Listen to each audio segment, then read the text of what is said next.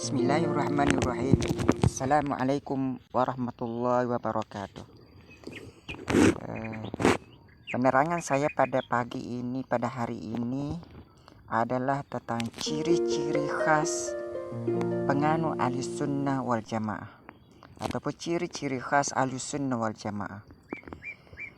Kita apabila mengetahui ciri-ciri Ahlussunnah wal Jamaah, maka kita akan tahu ciri-ciri ahli bid'ah. Ahlussunnah wal Jamaah dari perkataan sunnah dan jamaah adalah bermula daripada zaman Nabi SAW. Untuk memahami sunnah dan jamaah, Ahlussunnah wal Jamaah ini adalah kita memahami melalui hadis sahih, iaitu hadis al-iftiraq.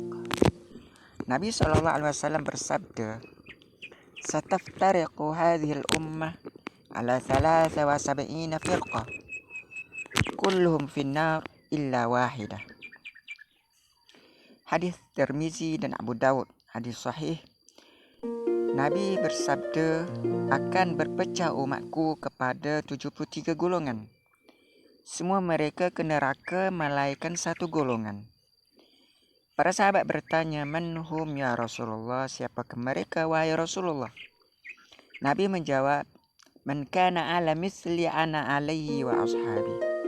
Mereka adalah di atas landasan aku padanya dan para sahabatku. Di dalam riwayat lain, Nabi menyebut humul jamaah. Mereka adalah jamaah. Daripada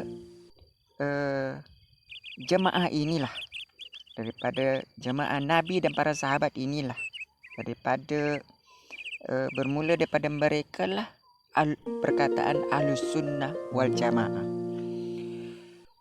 Tuan-tuan dan puan-puan, supaya kita mengenali siapakah Ahlul Bid'ah, iaitu lawan kepada Ahlussunnah wal Jamaah, kita ikuti beberapa contoh yang ada di dalam ciri-ciri utama pengikut Ahlussunnah wal Jamaah, ataupun beberapa ciri utama Ahlussunnah wal Jamaah.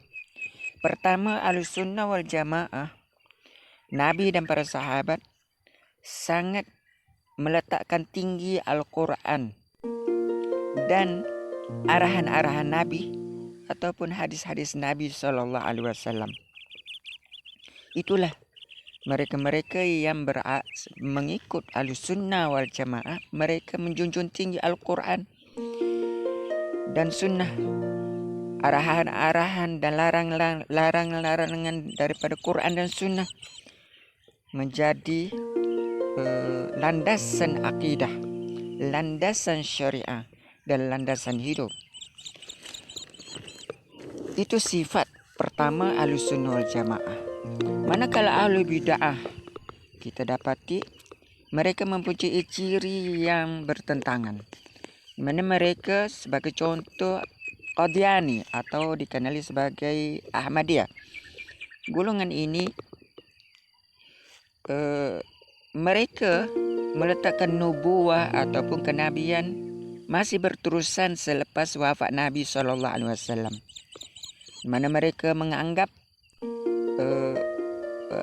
Ghulam Ahmad Qadiani, pemimpin ajaran ini, mendapat wahyu daripada Allah, dilantik menjadi nabi. Ini bercanggah dengan Quran. Dalam surah Al-Ahzab ayat 40, "Maka ana Muhammadun aba ahadim min rijalikum walakin Rasulullah wa khataman nabiyyin." Tiadalah Muhammad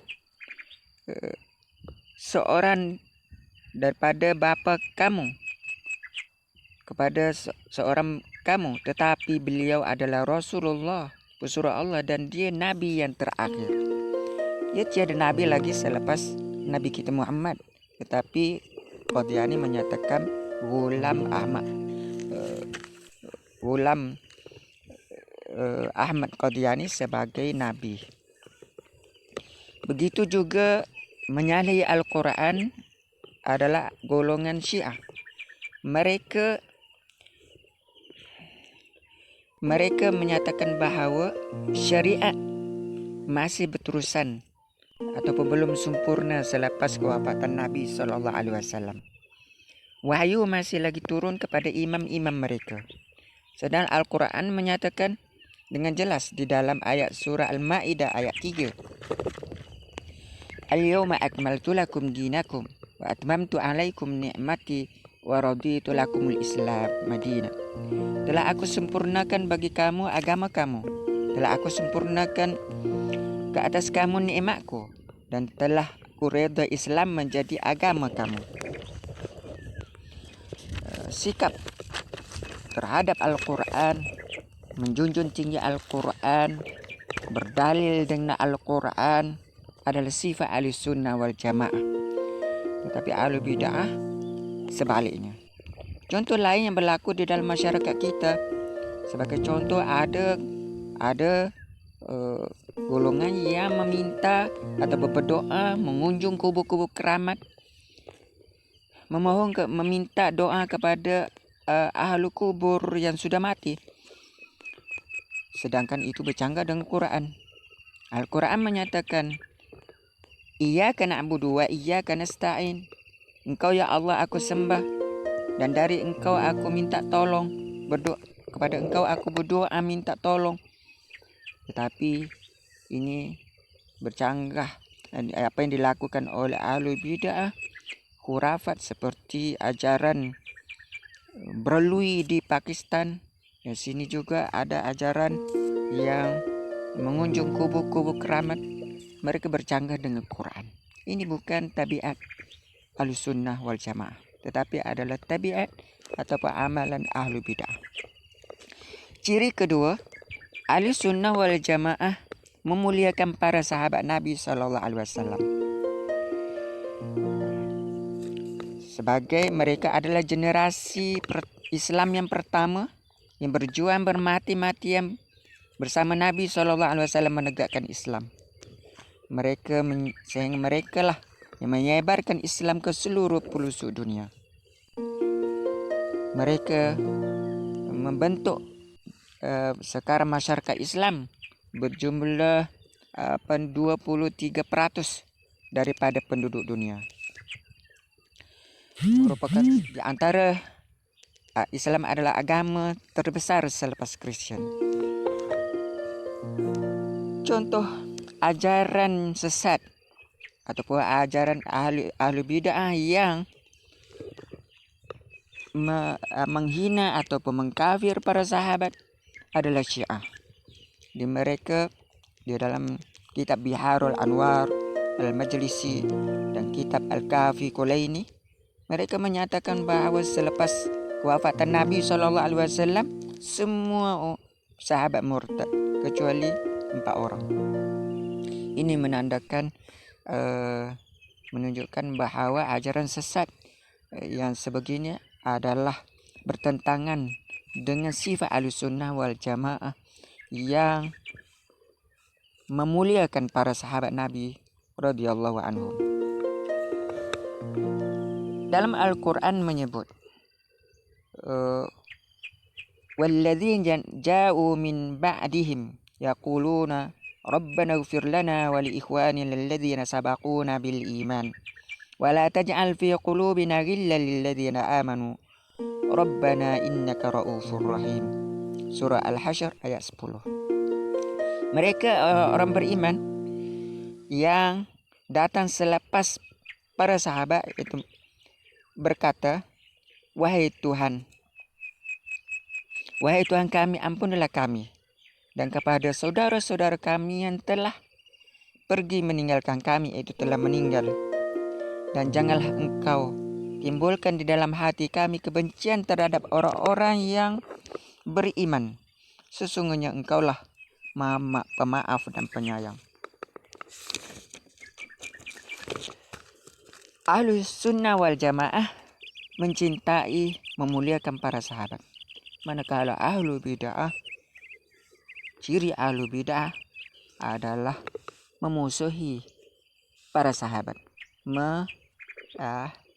menghina dan tidak memberikan kedudukan yang sewajarnya kepada para sahabat Nabi radhiyallahu anhum. Ciri ketiga, Ahlussunnah wal Jamaah atau pengikut Ahlussunnah wal Jamaah, mereka adalah bersifat pertengahan ataupun ummatan wasatah. Ahlussunnah wal Jamaah berciri pertengahan dalam segala hal, dalam perkara akidah, perkara syariat, tata cara hidup Islam. Sikap ini disebut di dalam Al-Quran dalam surah Al-Baqarah ayat 143. Wa kadzalika ja'alnakum ummatan wasata litakunu syuhada'a 'alan nas wa yakuna ar-rasulu 'alaikum syahida. Al-Baqarah 143. Begitu juga aku jadikan kamu umat pertengahan, agar kamu menjadi saksi ke atas manusia dan Rasul menjadi saksi ke atas kamu. Ahlussunnah wal Jamaah mempunyai sifat kesederhanaan, pertengahan dalam segala hal akidah, syariat dan kehidupan. Manakala ahlu bidah dalam perkara pertengahan ataupun bersederhana ini, mereka ahlu bidah bersifat melampau. Melampau sama ada mereka keras, kasar, sebagaimana pada golongan Khawarij dan Mu'tazilah. Sebagai contoh dalam isu pelaku dosa besar, Ahlussunnah wal Jamaah pertengahan di antara Khawarij ataupun Mu'tazilah ini dan golongan Murji'ah dalam isu pelaku dosa besar, di mana orang-orang Khawarij ataupun Mu'tazilah mereka mengkafirkan pelaku dosa besar, manakala Murji'ah pula mereka juga melampau, iaitu dengan mengambil mudah terhadap pelaku dosa, sehingga orang Khawarij mengkafirkan pelaku dosa besar, manakala Murji'ah pula menyatakan bahawa iman tidak terkesan dengan apa-apa maksiat pun, sehingga orang beriman dengan orang kafir sama saja pada mereka. Ahlussunnah wal Jamaah adalah pertengahan dalam isu ini.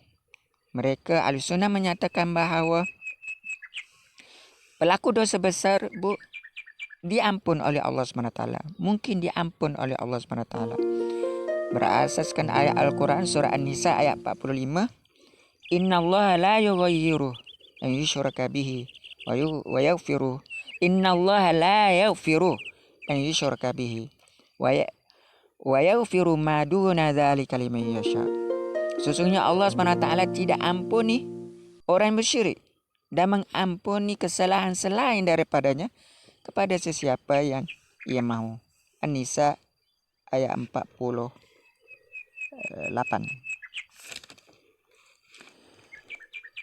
Manakala Murji'ah pula, mereka mengatakan bahawa orang Islam dan orang kafir sama saja darjatnya, dengan memudahkan dosa tidak mempengaruhi keimanan, maksiat tidak mempengaruhi keimanan. Ahlussunnah wal Jamaah menyatakan bahawa iman itu yazidu wa yanqus. Iman bertambah dan berkurang. Yazidu bil ta'ah wa yanqusu bil maksiyah. Bertambah iman dengan taat dan berkurang dengan maksiat. Ahlussunnah wal Jamaah pertengahan di antara Mu'tazilah dan Murji'ah, dan Ahlussunnah wal Jamaah bersikap pertengahan dalam akidah, syariat dan kehidupan. Di dalam harian kita kebelakangan ini, kita dapati ada mereka-mereka yang bersifat melampau ini. Sebagai contohnya Daesh ataupun ISIS. Mereka ini cenderung kepada sifat Mu'tazilah sifat khawarij, di mana mereka mengkafir orang-orang yang tidak masuk jamaahnya dan tidak mengkafir dan keluar daripada jamaahnya. Mereka bersifat melampau sehingga sanggup membunuh orang-orang yang orang-orang Islam yang lain, dan itu merupakan sifat yang bertentangan dengan Ahlussunnah wal Jamaah. Kesimpulannya, tiga ciri ini adalah penting agar kita dapat membezakan diri kita, menjauhkan diri kita Ahlussunnah wal Jamaah daripada Ahlul Bidah, dan menjauhkan diri daripada Ahlul Bidah, dan kita dapat mengenali pengikut-pengikut atau penyokong ajaran yang sesat ataupun Ahlul Bidah ini.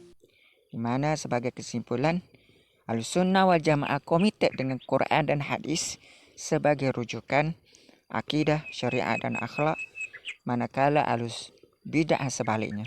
Ahlussunnah wal Jamaah sangat memuliakan para sahabat, manakala Ahlul Bidah sebaliknya. Ahlussunnah wal Jamaah sentiasa berciri sederhana dalam akidah, syariat dan akhlak kehidupan, manakala Ahlul Bidah adalah sebaliknya. Semoga video ini memberikan manfaat untuk kita semua di dalam memahami atau menjadi pengikut Ahlussunnah wal Jamaah dan menjauhi sifat-sifat yang tidak baik ataupun sifat-sifat penyelewengan yang ada pada Ahlul Bidah. Wassalamualaikum warahmatullahi wabarakatuh.